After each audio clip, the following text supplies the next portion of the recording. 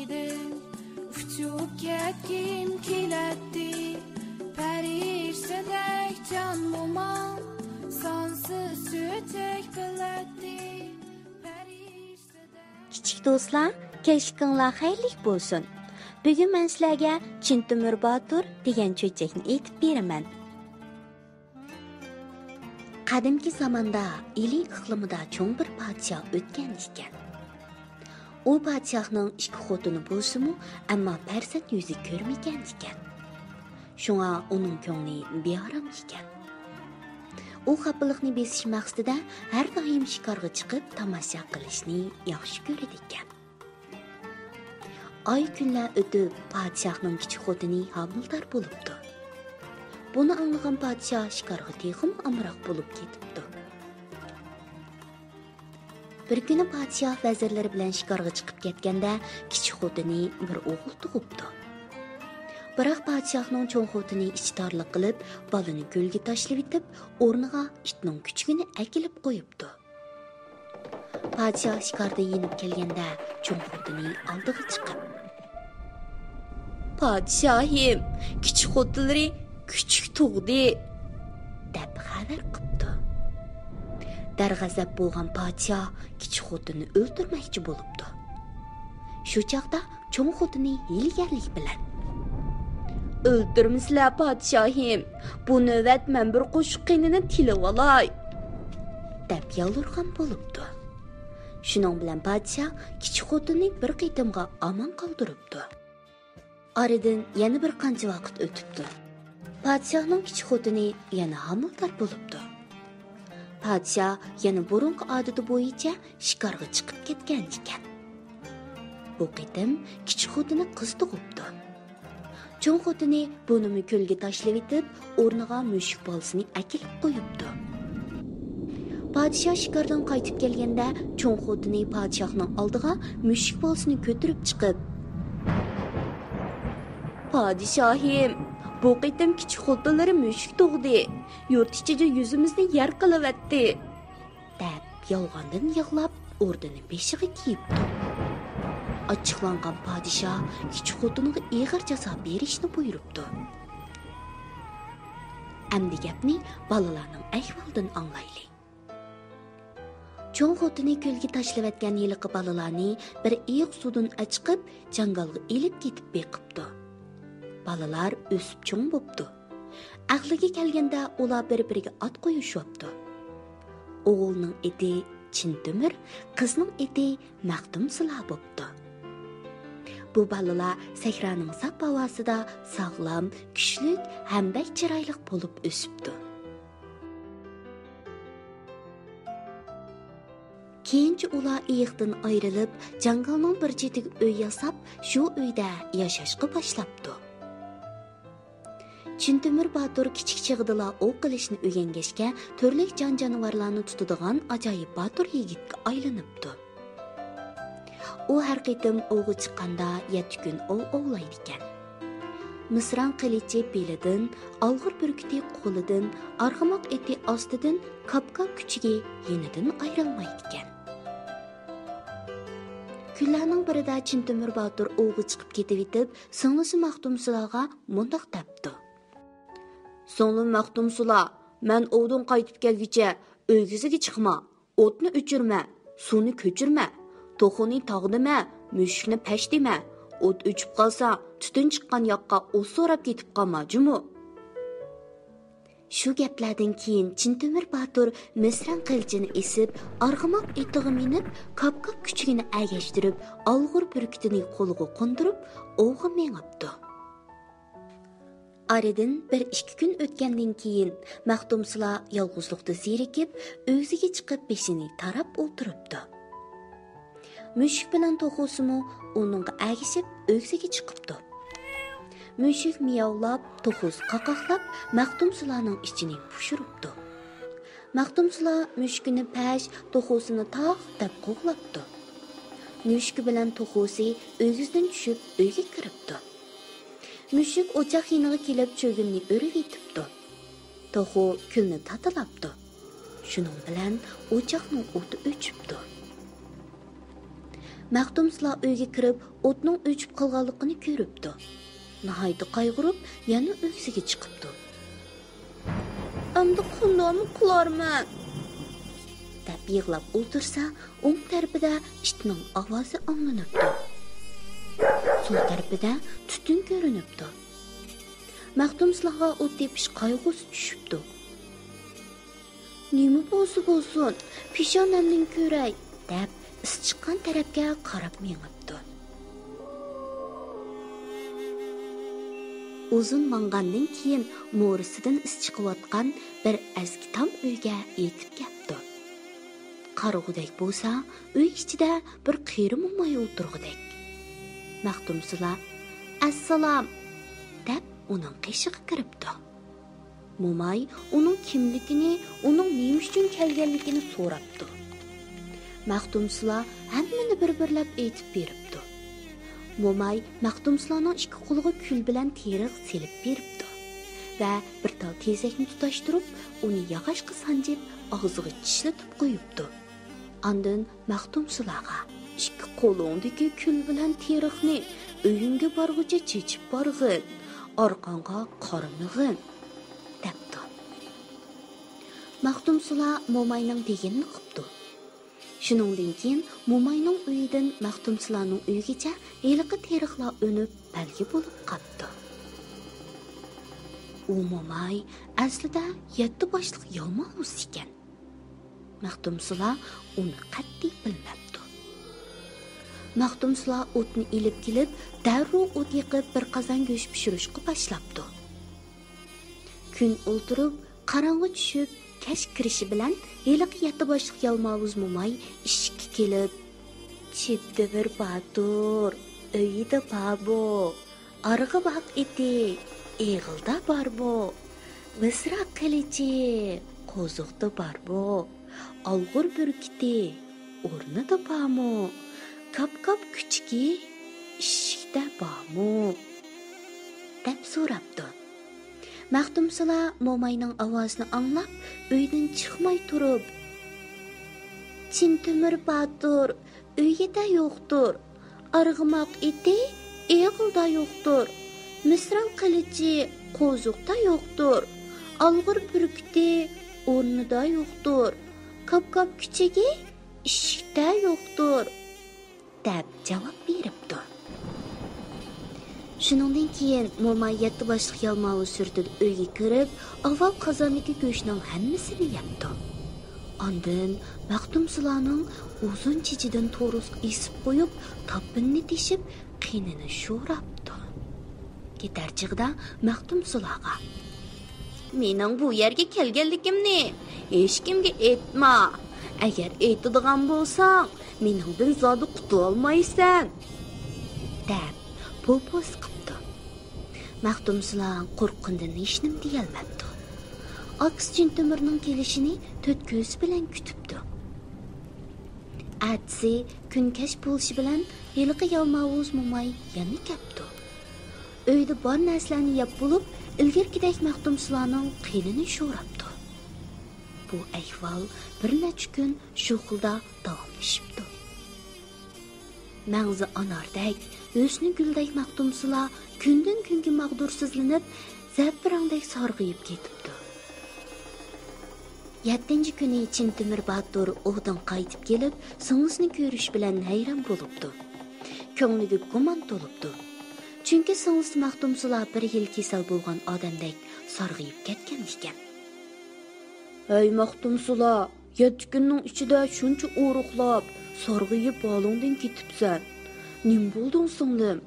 Kimdan sana azor yetdi?" deb so'rabdi Chintimir Batur. Maxtumsula yig'lab turib, yalmog'uz Mo'mayning qilgan atganlarini bir-birlab aksiga bayon qildi. Buni anglagan Chintimir Batur nihoyat g'azablanib: "Agar men shu 7 boshliq yalmog'izni o'ltirmasam, Chintimir Batur bo'lmay ketay", deb qasam ichibdi va Maxtumsulaga qarab: "Ey singlim, mening kelganimni hech kishi bilmasin. Men ishning kayniga o'ri qo'lab mo'kib yotaman.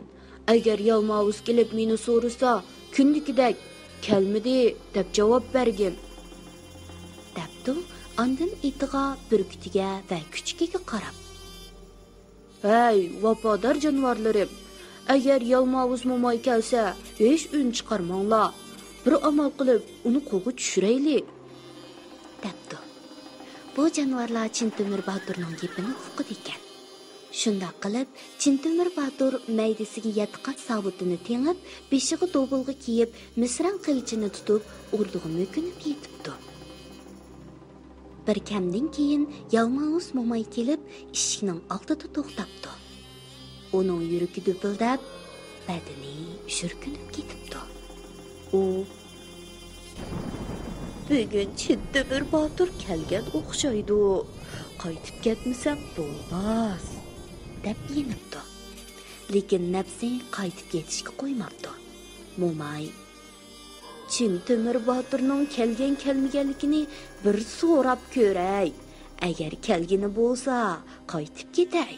Kelmagan bo'lsa, u vaqtda mening baxtim, deb o'ylab eshikka yaqin kelib, Çintemir Batur uyda babo, arg'avoq iti eg'ildi babo, misra qilichi qo'ziqdi babo, alg'ur burkiti o'rtada babo, kapqab kuchki eshikdi babo, deb so'rabdi.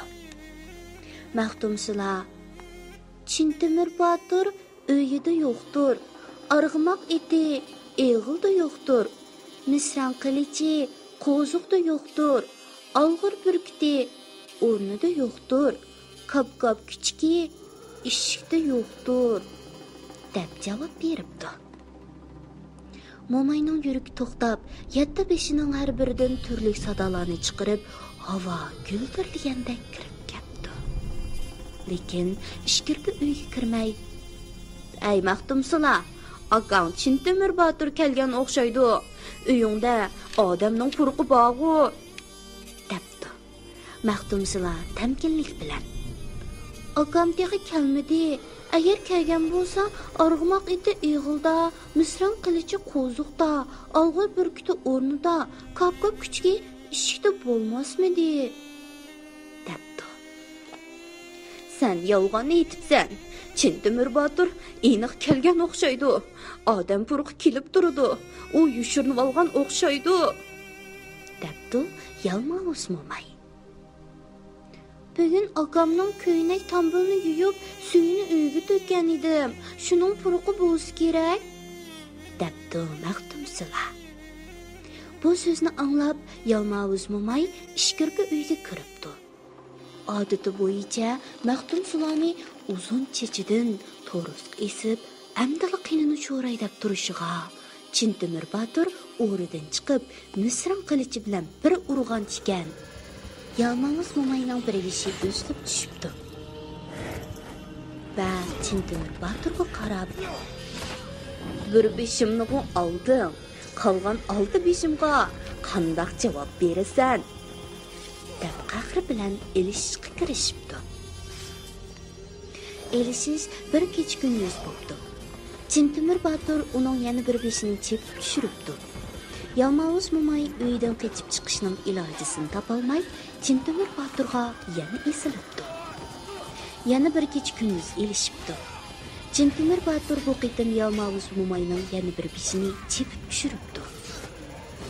Shu beshidan ayrilgan Yalmavuz texmi g'azab bilan tutishibdi. Çintemir Batur uning yana bir beshini urib tushiribdi. Yalmavuz Momay u yoqdan bu yoqqa qochishga boshlabdi.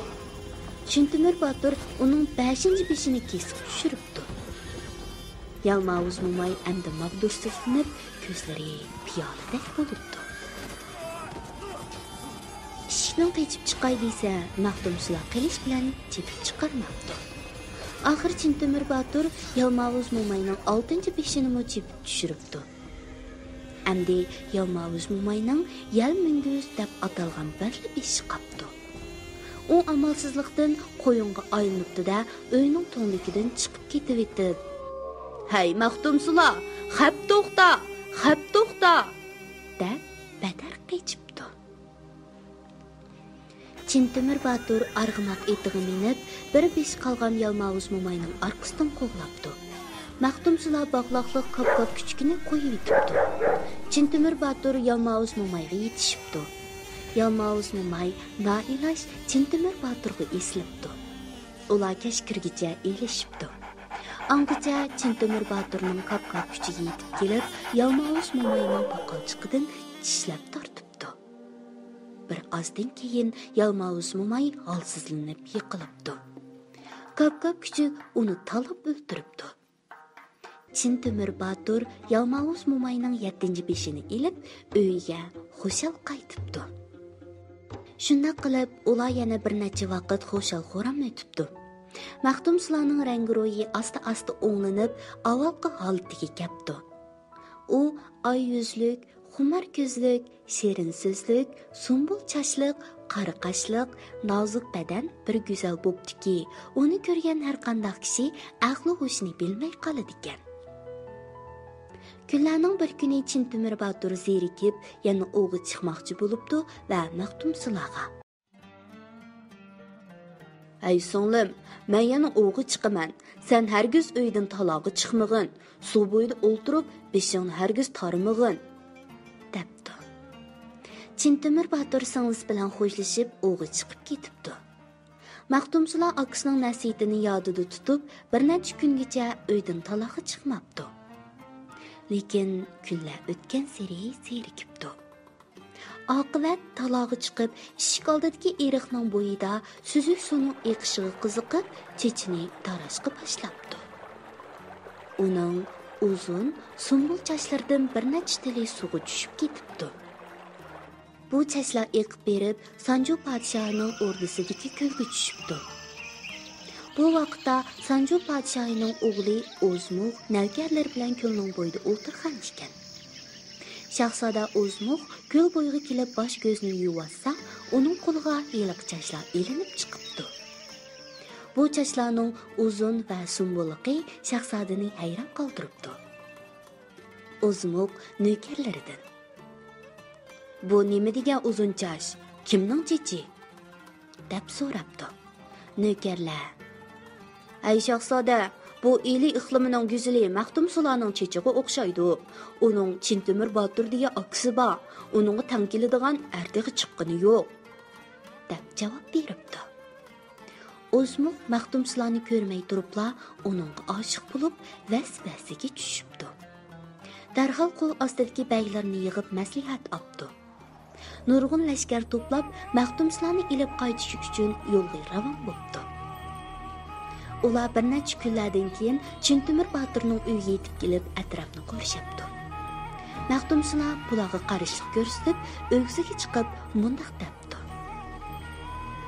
"Hay lashkarlar, bu nima degan uyasizlik?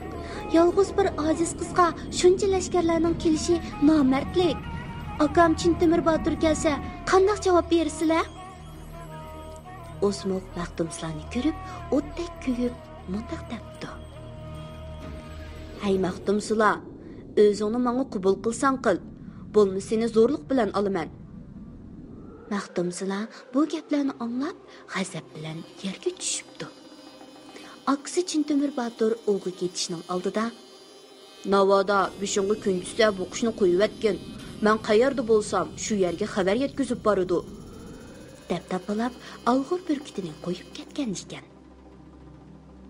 Maxtumsula chumulida qo'shab kelayotgan lashkarlarni ko'rib, qushni qo'yib yetibdi. O'zi qilishni qo'liga elib, bo'lonchilar bilan urushibdi. Ularning nurg'un lashkarlarini yo'qotibdi. Angacha Çintemir Batur hayot etib yetib kelibdi. U misran qilichini o'ynatib, bir o'zi necha ming lashkar bilan qattiq elishibdi. Tang kelolmagan lashkarlar ular tirilishiga boqmay qechishga boshlabdi. O'zmuq qechib ketayotgan lashkarlarga: "Sizlar 2 kishidan shuncha qochamsizlar. Qassanglar, menda yaxshilik ko'rmaysizlar" deb pitirab ketgan lashkarlarning o'zi boshlab, yana urush ichibdi. O'zmuq Çintemir Baturga bir qancha un polvonlari bilan biraqli hujum qilibdi. Nayz qilishlarning bir-biriga urilishidan chaqmoq chaqqandek o'tlar chaqnabdi. Biroq har ikki taraf bir-birini yengolmabdi. Maxtumsula bu halni ko'rib andishiga tushibdi. U akamga zaxim yetmagaydi. Uning niyib bo'lgandan mening yo'q bo'lganim yaxshi emasmi? deb o'ylab akasiga mundaq debdi. Jinim aka, düşmanlar son-sanoqsiz ham rayimsiz. Shunga siz jangdan yening. O'lsam men o'lay. Siz omon qiling aka.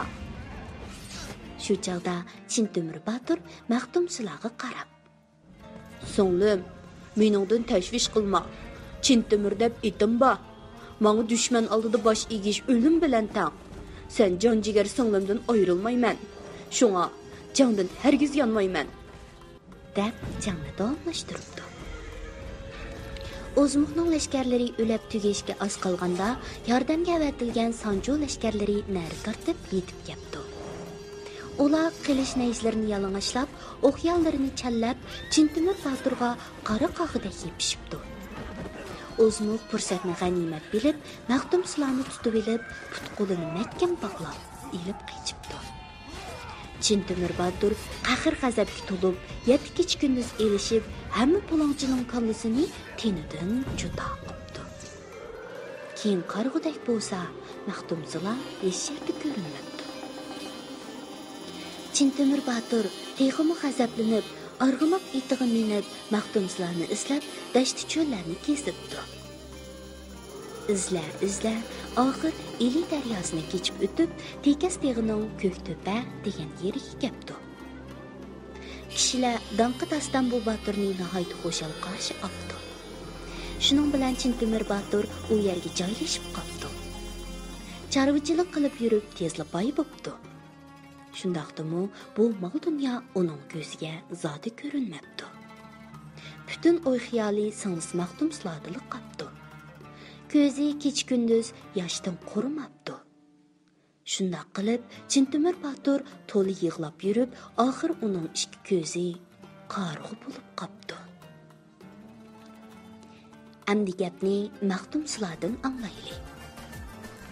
O'zmuq Soyib Jamol Maxtumsulaning qo'lga tushirgandan keyin o'rdasiga opirib, 40 kech-kunduz to'y o'tkazib, uni majburiy xotinlikqa oldi. Aradan necha yillar o'tib, bulangchidan 2 o'g'il tug'ibdi. Shundaqdimi, u yana kech-kunduz akasini ko'rishni xiyol qilib, qandaqli bo'lmasin bulangchilarning qo'lidan qutulishning chorasini izlabdi. Kunlarning birida Maxtumsula podshohning oldiga kirib, daryo bo'yiga berib sayli qilib kelishga ijozat so'rabdi. Podshoh o'z ko'nglida: "Ha, endi 2 balaliq bo'lg'ashqa bizga ram bo'ldi" deb o'ylab ruxsat qilibdi. Sanjo podshohligining bir tulpari bo'lib, bu tulparga podshohning o'zidan boshqa kishining minishi ma'ni qilingan ekan. Maxtumsula ana shu tulparga minib, 40 kenizak ham 40 navkarning muhabbisida daryo bo'yiga qarab yo'l olibdi. Bular Eli daryosi bo'yiga kelib tushibdi. Qator-qator chidir bargohlarni tikib, har xil taomlarni pishiribdi. Sutdan qilingan sharoblarni tulum bilan tiklab qo'yibdi. Jon ziyofat boshlanibdi. Maxtumsula o'z qo'li bilan yog'och oyoqlarga sut tariqini to'ldirib, kenizak navkarlarga bir-birlab sunib, birdamda hammasini mast qilib yetibdi. Maxtumsula ularning maskidan foydalanib, chaqqonlik bilan tulparga minibdi-da, Eli daryosini kechib, ovqatga o'tib oldi. Podshoh oldida besh ketishdan qo'rqqan navkarlar darhol orqadan qo'g'lab, daryo leviga kelibdi. Biroq hech qaysining eti daryoga kirolmabdi. Aslida podshohning tulparidan boshqa har qanday jonivor bu daryodan o'sib o'tolmaydi ekan. Amonsiz qolgan navkarlar Maxtumsulaga qarab: "Ay Maxtumsula, 2 balangni yetim qilmay, kayningga yong'in" debdi. Maxtumsula: "2 o'g'limni ilib kelsanglar, yenib o'taman" debdi. Navkarlar darhol podshohning o'rdasiga berib, 2 o'g'lini ilib keldi. Bu 2 o'g'lining cho'ngining eti oqar, kichkining eti cho'kar ekan. Maxtumsula navkarlarga qarab: "Cho'ng balamni daryoga tashlanglar. Uning piroqiga chidamay, u yoq o'tib qolarman" debdi. Navkarlar oqar balasini daryoga oqqizibdi. Biroq Maxtumsula uning parvo qilmabdi. Navkarlar: Maxtumsula kichik o'g'lini obdan ko'rdi. Shuni uni daryoga tashlasak, o'g'lini tutib olaman deb daryoga tushar. Deyishib, cho'kanni daryoga tashlabdi. Bola shu zamon suvga g'arq bo'libdi. Maxtumsulaga bu nihoyat ig'ir gapdi. Shundoq bo'lsa-mu, o suyimli akisi Chintumir Boturni tepish orzusidan yanmabdi. U nökerlarga qarab, "Hay, insofsiz bulongchilar, sizlarga naslimni qoldirmadim. Endi muradim hosil bo'ldi." debdi-da, otni choptirib ketibdi. Bulongchilar daryodan o'tolmay amalsiz qaytibdi. Maxtumsula shu yugurgunicha dashtlarni kezib, tog'larni eshib, bir go'zal yayloqqa yetib keldi. Qarag'udek bo'lsa, nurg'un to'gilar yayrab yurgidek. Maxtumsula to'gichilardan, "Bu kimning to'gilari?" deb so'rabdi. To'gichilar, "Chintumir qarag'uning to'gilari" deb javob beribdi. "U nima bo'lib qarag'u bo'ldi?" deb so'rabdi Maxtumsula. To'gichilar, "Uning bir so'nglisini bulongchilar bulab ketgan ekan. Shuning dardida to'li yig'lab qarg'u bo'lib qoldi" debdi.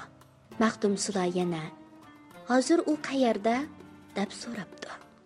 To'gichilar, "Qayerda ekanligini toza bilmaydi ekanmiz" debdi. Maxtumsula yana mengibdi. Biroz mang'andan keyin nurg'un yilqilar uchrabdi. Yilqichilardan so'rabdi ekan, ularmi shundoq javob beribdi. Yan bir oz mang'andan keyin nurg'un kala, qo'y padlarni ko'ribdi.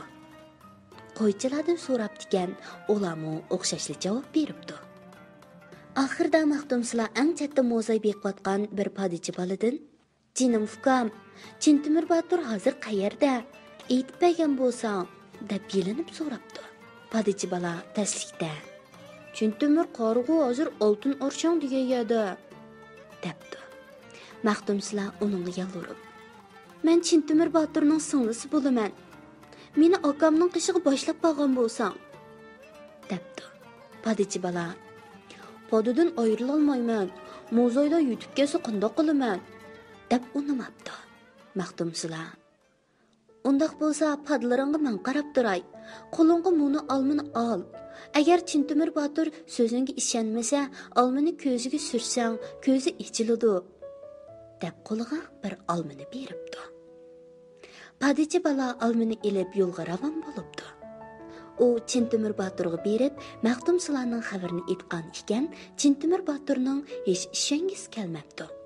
Shu hamon padichi bola, "Olma diyorning olmasi, Maxtumsulaning xoltisi. Maxtumsula bo'lmasa, qo'yning kilori xoltisi" deb olmini Chintumir Boturning ko'ziga surgan ekan, uning ko'zlari shu samat ichilibdi. Chintumir Botur padichi bolga cho'ng rahmatlarni aytibdi, ham uning bilan birga Maxtumsulaning qishig'i kelibdi. Aksingil qarindoshlar bir-birini ko'rib yig'ilishibdi, hal ahvol so'rab mundishibdi. Shuningdan keyin ular xushal-xuram tinch umr kechiribdi. Kichik do'stlar, bu cho'chakni yoqtirdinglarmi? Meningcha sizlar bu cho'chakni anglab, Chintumir Botur va Maxtumsulaning qo'rqmas, qaysar irodasini o'zinglarga ulgu qildinglarku deyman. Omoqlarim kashf bo'lib ketibdi. Amdichu baldir uxlanglar ha. Men sizlarga urdoqmaq degan cho'chakni aytib beray.